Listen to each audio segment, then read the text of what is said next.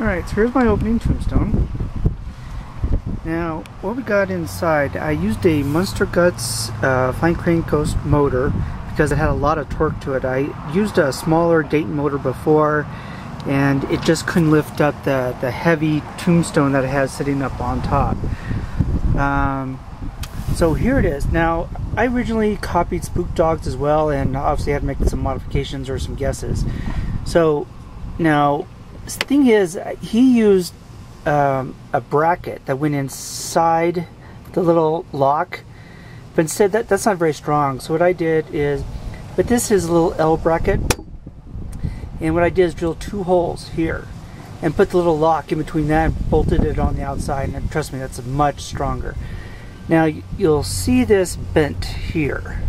Now that was just by accident. I think the arm had fallen off once and got into the ground, and the motor just bent it. So that's not done intentionally. So all this is a little L bracket, and then what we have here is just bolted to a little 90-degree bracket.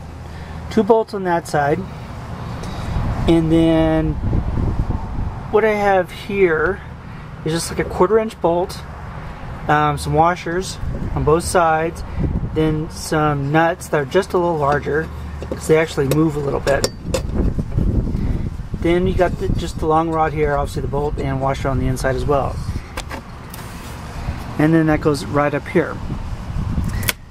And what I did here, you'll see that big long board that goes up up and down the bottom. Now this was needed because after a couple of really long uses, I glued just like this small piece of wood to the foam, and after a while this would break off. Not because of the glue, it's just that this foam is so weak, so it was glued on, but it just broke off the whole foam. So what I did is created a big long surface area. So I glued this board, a little thin board, to the back, and then I glued this tiny little board onto that board, so because obviously that's really strong bond. Okay, then same thing what he did, just take a little 45-degree pipe, screw a bolt up right in through it, or screw a screw right through it, and that just sits right in there. Oh, alright, put it right in.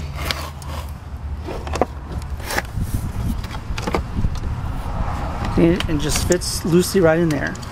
So now when that goes around, you kind of need to measure this out first, about when it's at its very lowest point.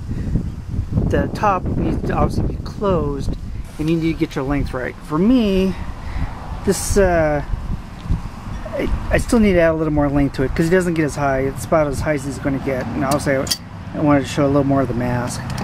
But anyway, I think that's about it, and hopefully you'll get that little mechanism. And it's obviously pretty strong. It's held up forever, even though it's got a little bent in it, but that's what it does. All right, bye.